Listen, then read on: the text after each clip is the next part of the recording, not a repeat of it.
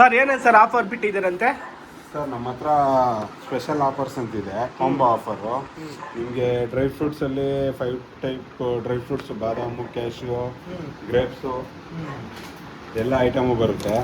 Plus quality ಈ ಥರ ಇರುತ್ತೆ. ವೆರಿ ಗುಡ್ ಸರ್, ತುಂಬ ಮತ್ತು ಚೆನ್ನಾಗಿದೆ. ಸ್ಪೈಸಸ್ ಐಟಮ್ಸಲ್ಲಿ ಜೀರಿಗೆ, ಸ್ಟಾರು ಈ ಥರ ಎಲ್ಲ ಐಟಮು ಬರುತ್ತೆ. ನಿಮಗೆ 425 ಬರುತ್ತೆ. ಓಕೆ.